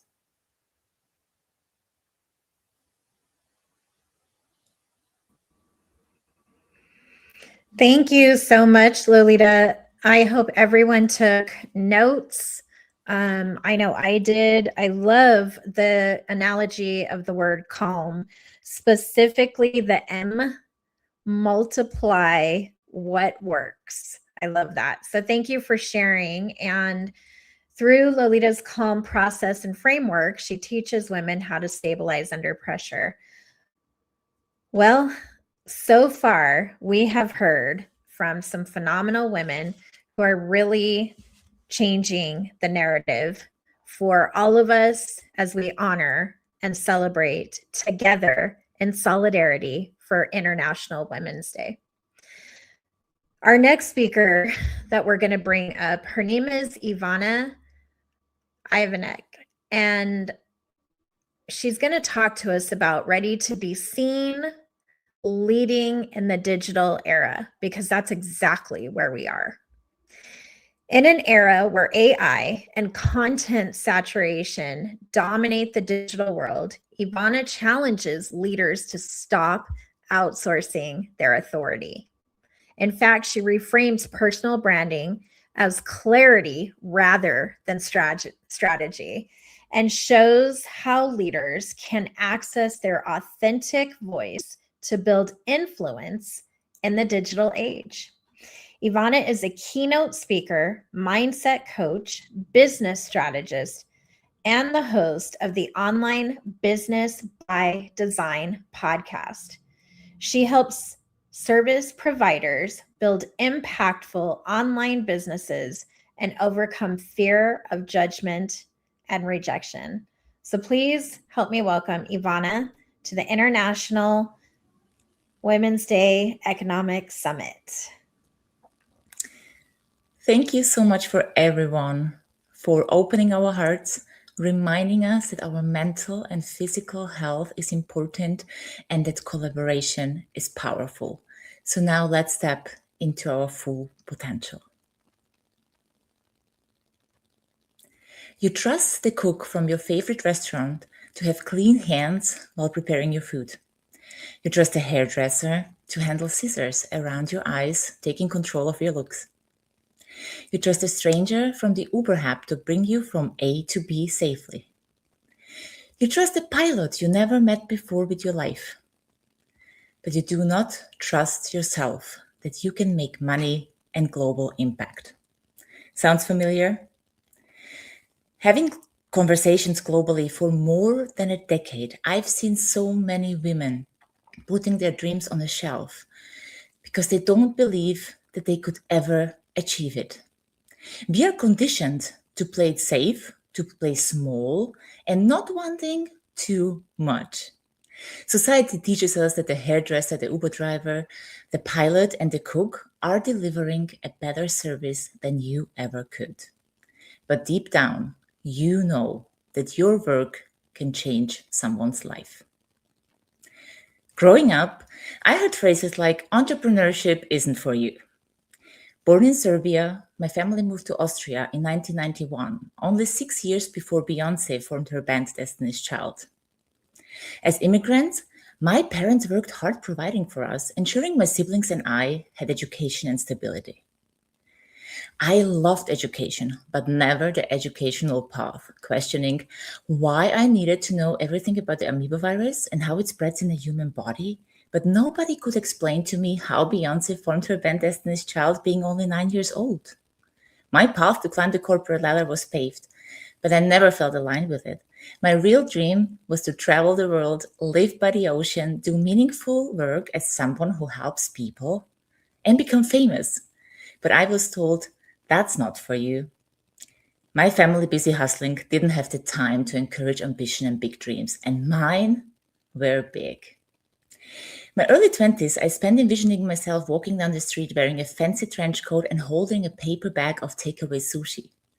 Takeaway sushi was a sign of wealth, and the way I walked in that trench coat, pure sense of contentment and purpose. I felt a flame, an unexplored gift within, not knowing how to bring it to the world. And I was afraid to be misunderstood if I expressed it. And if I did share, I was waved off with a good luck with that. But I saw people on TV living their dreams. Opportunities seemed to be everywhere, just not in my world. So I set out to find them.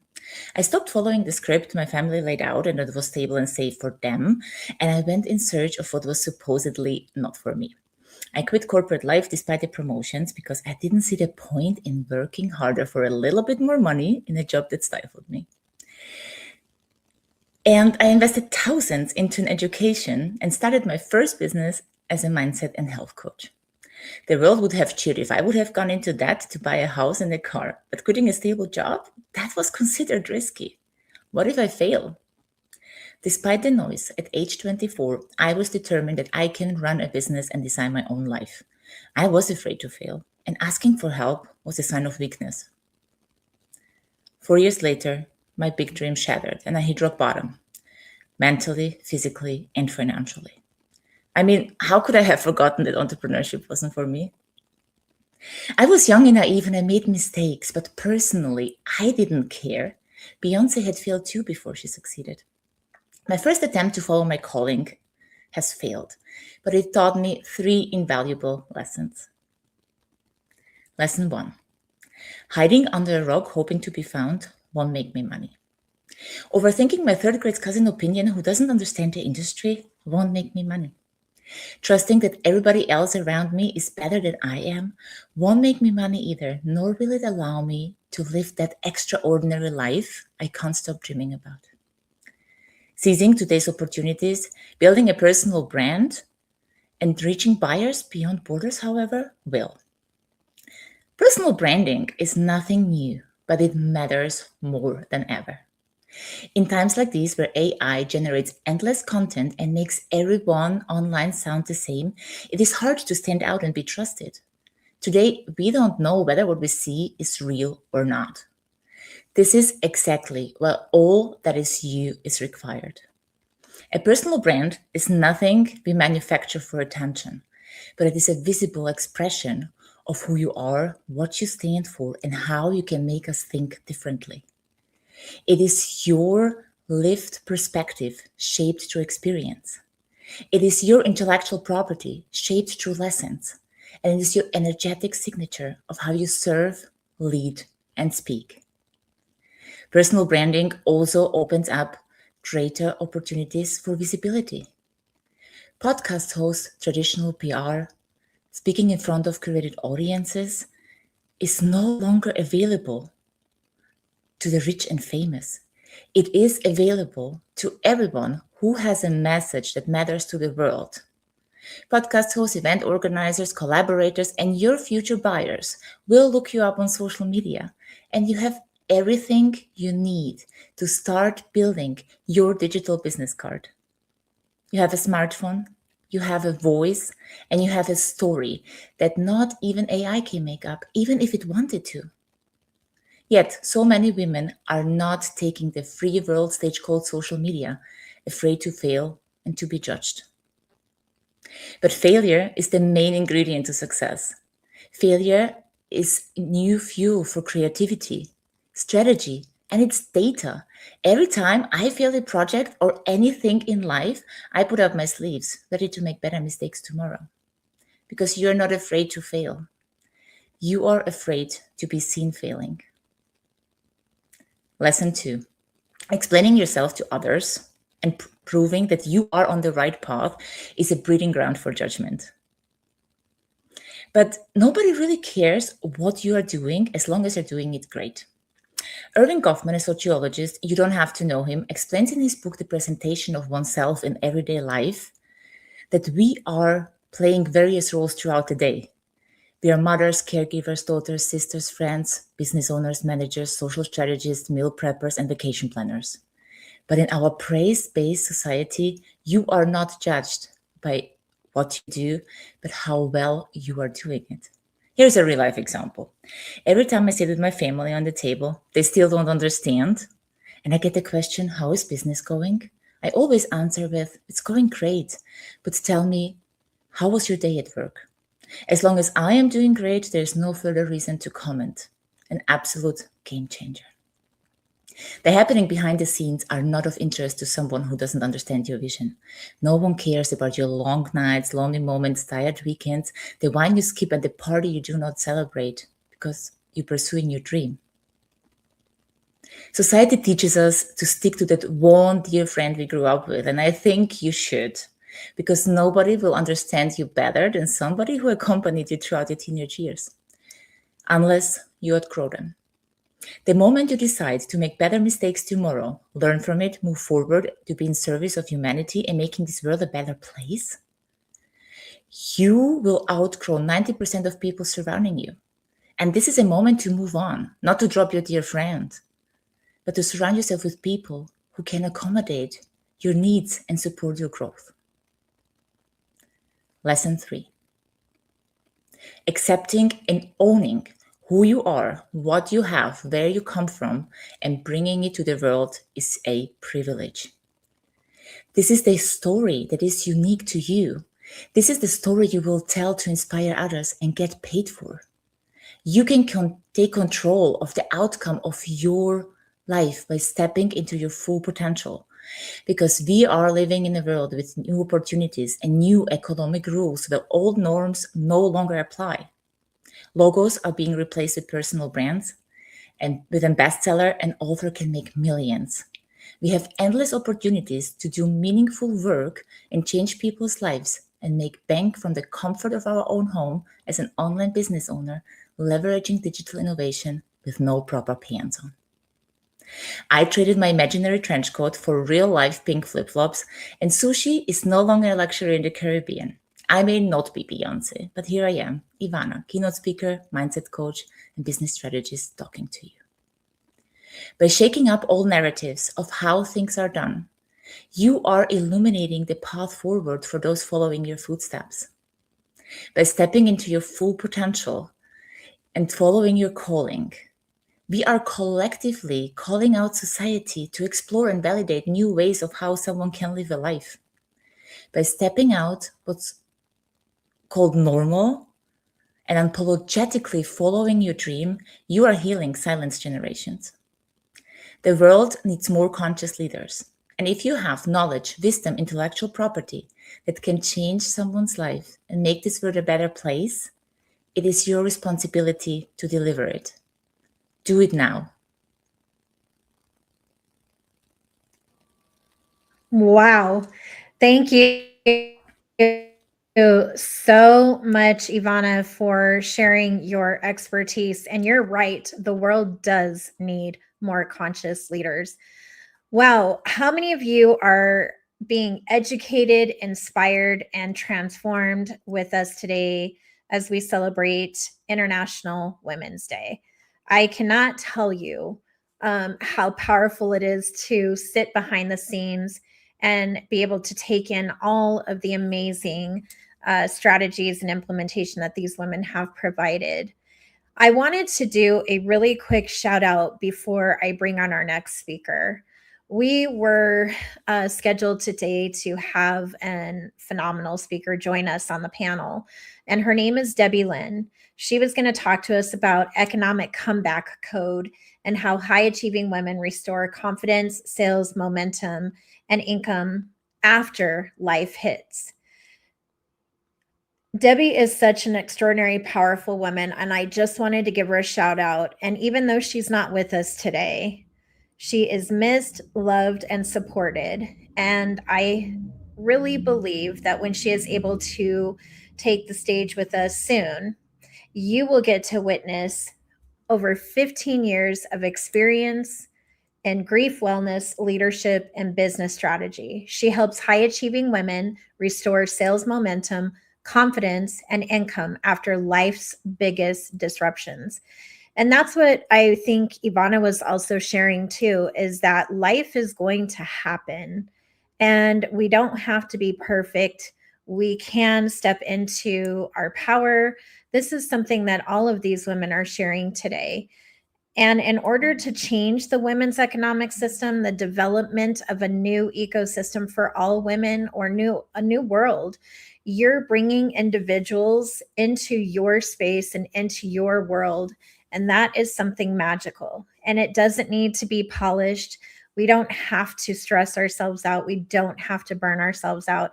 And all of these things have a direct effect on the women's economic system today. And so we have one more speaker to go before we open up Q&A today. And her name is Barbara Bomba. And today she's going to talk to us about making time for more harmony, the parallel lane to hustle, entrepreneurship. And Barbara introduces harmony, a new entrepreneurial framework designed for the multifaceted lives of women. Her work-life balance business model integrates spiritual alignment, human genius, scientific regulation, and AI augmentation to support sustainable success. Her talk challenges us and the hustle culture and presents a new path toward entrepreneurial longevity. Barbara is a work-life balance thought leader and creator of the work-life balance business model, a lifelong entrepreneur and mother of 4. She helps women founders redesign success so ambition can last without burnout. Please help me welcome Barbara to International Women's Day. Hello, hello. Hi, everyone. Thank you so much, Hannah, for that wonderful introduction. And thank you for all the women here who are taking part in the She Rises Summit here. It is truly an honor to be here with you all, just listening to all your beautiful voices and all your stories. And it's a marvelous thing how women have what we've become over the years. And again, thank you so much for that introduction. So, as we celebrate Women's History Month, I want to begin by honoring a pivotal moment in women's economic history. During the women's liberation movement, women entered the workforce in record numbers. We pursued education, careers, and financial independence. Doors opened into offices, hospitals, classrooms, and boardrooms. Women climbed corporate ladders, we built companies, and we led teams, generating trillions of dollars in economic value across industries and economies. But the workforce we entered back then had already been designed. It was shaped during the Industrial Revolution. It was a system built around factories, rigid schedules, and productivity measured primarily by hours worked. And it did not account for the multifaceted lives women were already living as mothers, partners, caretakers, homemakers, and the contributions to our communities. And yet we adapted. Yes, we did. We were told to lean in, and that's exactly what we did. We leaned in while raising children. We leaned in while managing households. We leaned in while supporting our families and our communities. And through all of that, we proved something undeniable: our capacity, our resilience, and our leadership. But if we're honest, that resilience did not come without cost. Many families stretched themselves thin, trying to balance the demands of work and life. I know the story personally. I grew up as a latchkey kid.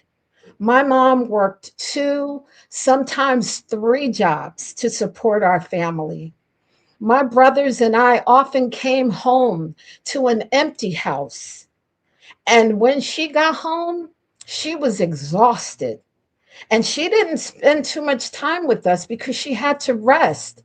Not because she didn't care, but because the system required her to be in constant survival mode. And my story wasn't unique. Across the country, millions of families lived some version of that reality. So during Women's History Month, let's pause just for a second to honor the women who carried so much and still moved history forward. Yes, let's celebrate them. Yes. And because of their resilience, many of us carried that same work ethic forward, but inside of a model that has only accelerated the pace of work. Over time, that acceleration evolved into something we now recognize clearly today as hustle culture. Move faster, work harder, push longer. Technology made us reachable 24 hours a day. Startup culture rewards speed and scale. And hustle built extraordinary companies. Don't get me wrong. Some of the most transformative businesses in the world were born in that lane.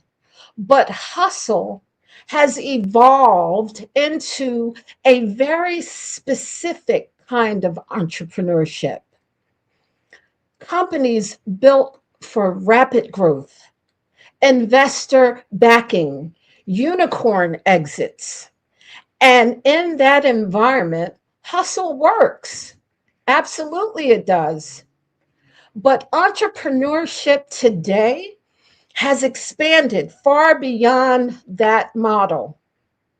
After COVID-19 and the great resignation of 2021, nearly 48 million Americans left their jobs in a single year. Corporate downsizing increased. artificial intelligence began shaping entire industries. Job security became less certain. Entrepreneurship is becoming a fact of life for millions of people. And research shows that women are now starting businesses at nearly twice the rate of men. Women are becoming consultants, coaches, service providers, creatives, small business owners, online and locally. We are entrepreneurs building businesses that support families, communities, and meaningful lives. And many women leaving the high stress roles are doing so to pursue something different. They're pursuing work life balance, more time freedom, and success on their terms. But as many of us are leaving these high stress workplaces and roles, we discover something unexpected. We leave the job, but we don't leave hustle culture. It follows us right out the door and into our entrepreneurial ventures. And those ingrained hustle habits we learned from high expectations of family and the workplaces, those habits, waking up earlier, already in survival mode, right? We become digital prisoners, chained to our screens for 12, 14, sometimes even 16-hour days. We skip meals. We work through lunch, not properly nourishing ourselves. We run on caffeine and willpower. We work endless hours without boundaries, sacrificing everything for the business while slowly losing sight of why we started it in the first place. And as we have to ask ourselves now, how long can we continue building our businesses sustainably inside the hustle lane? And the truth is, we can't. We can't. We just can't. Because the pace has become biologically depleting. Studies show 77% of professionals report experiencing burnout, not because we lack discipline, but because the pace of constant acceleration is unsustainable. And it's not our fault. For decades, hustle was the only visible business model available to us.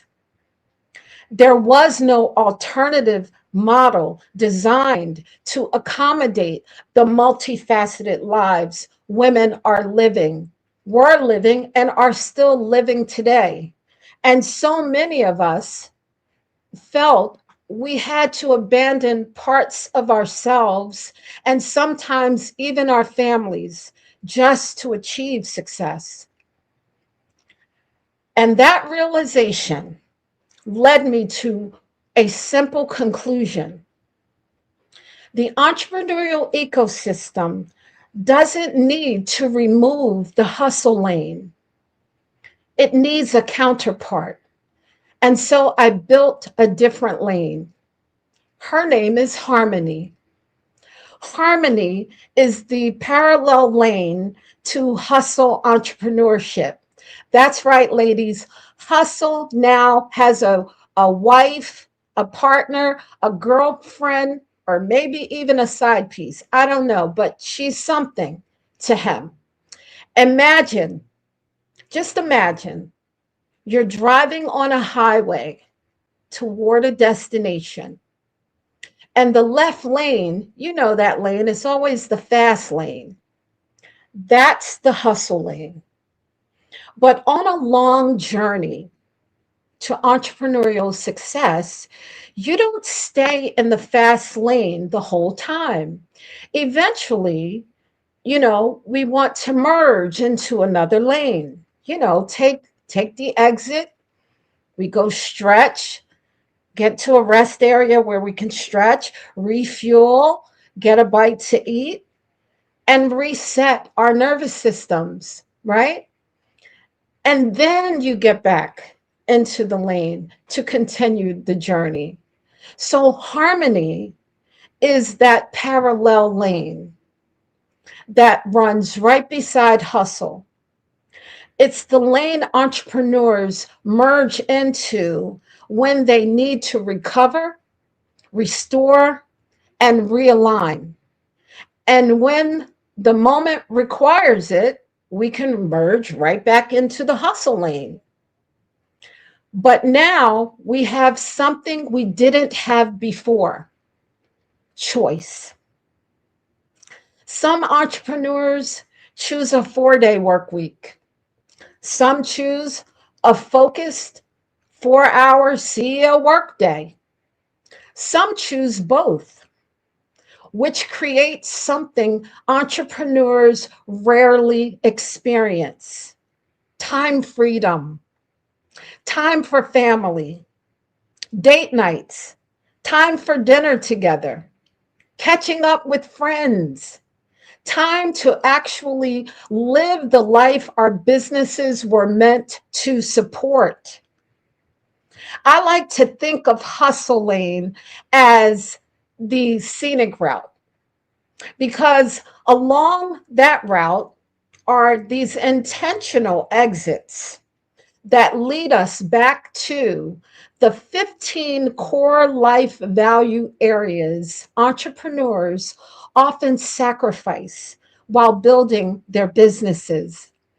And the first feature I designed in the hustle lane was how the week begins. Instead of starting reactive, we designed the week on Sunday so that we can make time for more on Monday. And if any of this resonates with you, I'd like to invite you to merge into the harmony lane sometimes. When you do, take the exit to the cherry blossom garden, because next Sunday from 1 to 3, I'll guide you through the work-life balance audit and help you choose 1 to 2 or maybe 3 areas of your life you'd like to restore as we design the week ahead intentionally, so you can reconnect with your original entrepreneurial intentions, harmonize work and life, and live, work, and lead on your terms. Because the cherry blossoms remind us of something very important. Its beauty is breathtaking, but it doesn't last long. Each spring, the blossoms appear for only a brief moment, but then they fall. And they remind us that time is fleeting, life is transient, and the moments that matter most are not meant to be postponed. They are meant to be lived.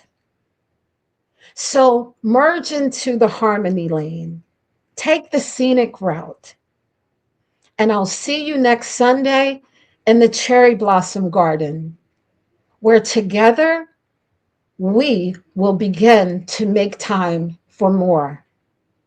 Thank you.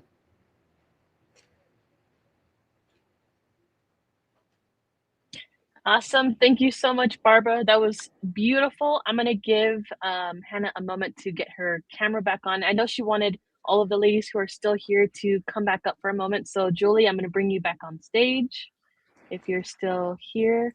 And Ivana, I'm going to bring you back on stage as well. any of the other speakers who got to speak today, if you would like to come back on for just a moment. I know Hannah wanted to kind of give you ladies a big, huge shout out and thank you for speaking today. You all did such an amazing job. It was truly beautiful. And Barbara, I really got to say, it was a mic drop moment for everything that you said. So it was beautiful. Thank you so much for what you shared. Thank you. I want to go ahead and pass it over to Julie if you wanted to share any insight, any moments that really resonated with you, or any extra special words that you want to share with us. Wow. I mean, such powerful speeches and talks from everyone involved. I was just mind blown from the different perspectives and the powerful perspectives that women bring to the conversation. So thank you all for everything that you shared. And again, I'm just honored to have been in the same room with you all and to be able to share on such a powerful day means so much to me. So thank you so much. Awesome. Thank you, Julie. I'm going to go ahead and pass it over to you, Ivana. Can everyone hear me? Okay, I had an issue with my microphone. Thank you for everyone showing up today and sharing this stage. I think these are incredibly important moments in history, and we are still shaping it. And I believe that as long as we are showing up, as long as we are believing that our dreams matter and that they are out there, that we can also achieve it because it's everything within us. And it's always such an honor to see what women are creating, what women are doing every single day to make this a better place. And I couldn't be happier to have seen it, experienced it, heard it, and be a part of it today. Thank you.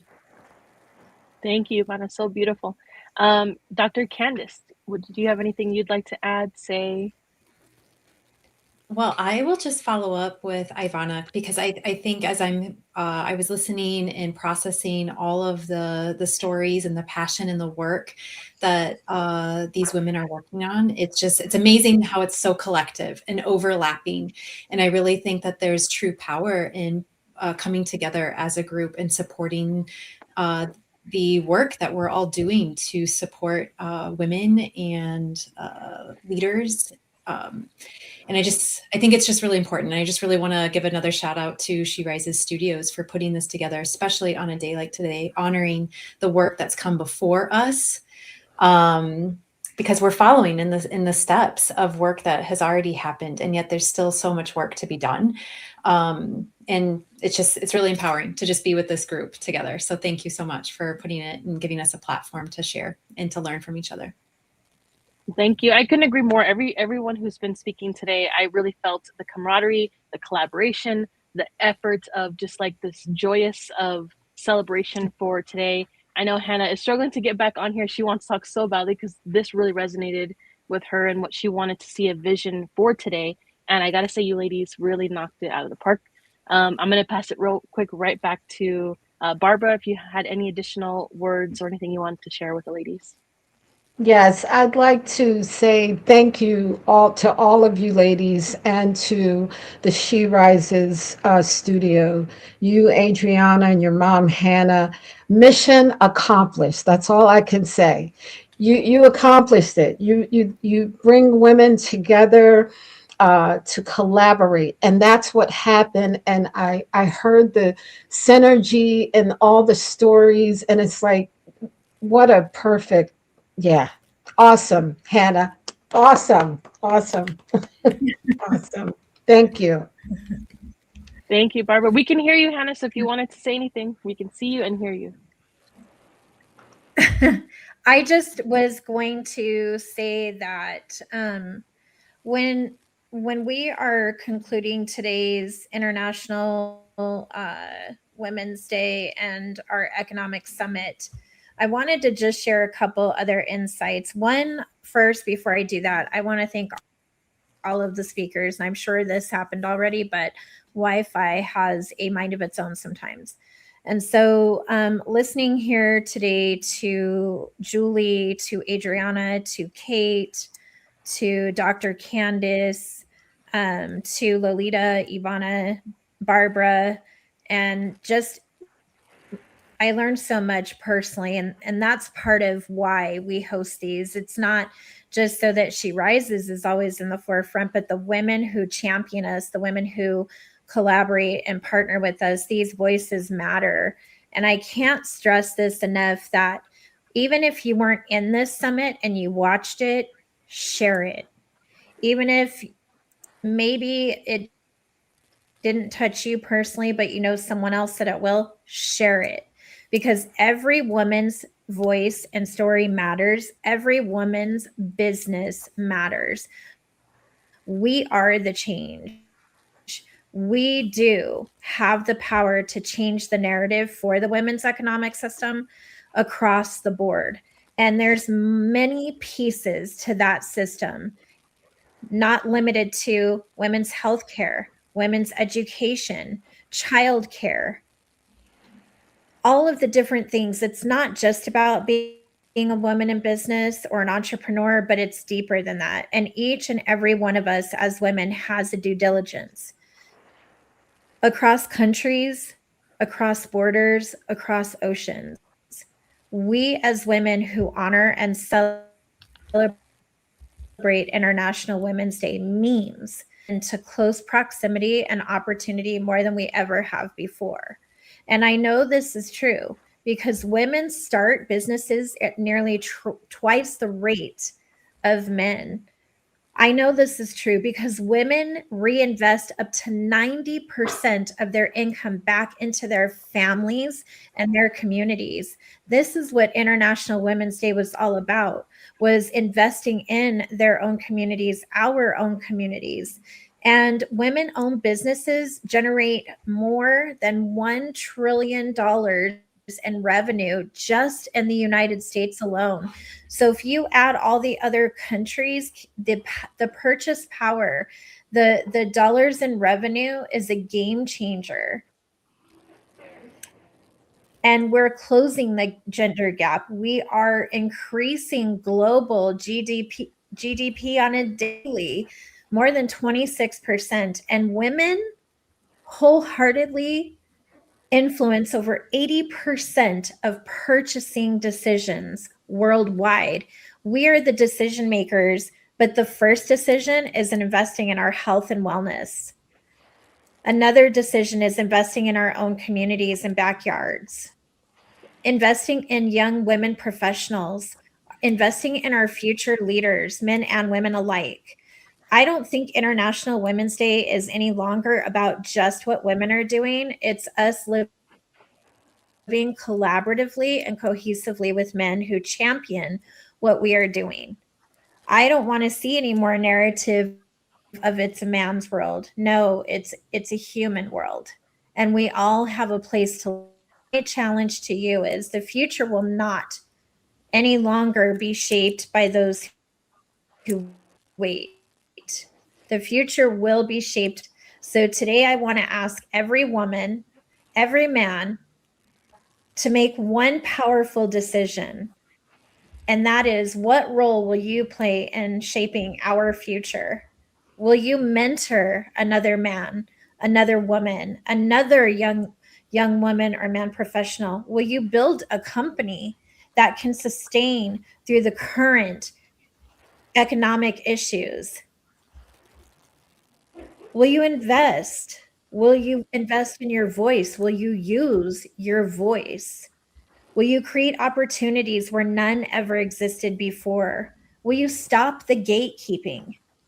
Can we stop supporting all of the bigger names and start supporting the names in our own homes, in our own backyards, in our own communities, in our own cities, in our own states? We have supported so many businesses that don't even know we exist, the conglomerates. And I'm saying bring it in internally more in depth, impactful. There are so many women and men business owners who are considered small business, and there is nothing small about business. There just isn't. The things that these women shared today on this platform, talking, most people don't even know how lonely it is to be a woman business owner or in the entrepreneurial space. And that is one of the biggest reasons why we launched the Sheconomy, because we want to educate that this is not for the faint of heart. We have muscles mentally that we exercise, and muscles emotionally, spiritually, and faithfully that we exercise regularly on a daily. So please share, talk about it, create opportunities where none existed. If you're not invited to the room, create a room. If you're not invited to the table, build the table. Even if you have to use duct tape, because every moment, every policy, every initiative, every dollar, everything that we do comes from one single decision, and that decision is that we rise. And if you're tired of seeing what's happening across borders on the daily, then the future belongs to us. Right here, right now. It doesn't belong to those who are waiting. It belongs to the individual men and women who are bold enough, brave enough to create it. And the Sheconomy isn't coming someday, it's already here. And there is nothing and no one who will stop this. So thank you, ladies, for joining us today. Please add all of your extraordinary information inside the live YouTube chat. And before we close out today, one last thing. I ask that may every woman here on this platform, but also the women watching and who will watch, remember your strength. Utilize it to lift not only yourself, but one another. Create opportunities for the next generation. And may you all have the courage and the wisdom to guide and lead where you are called to guide and lead.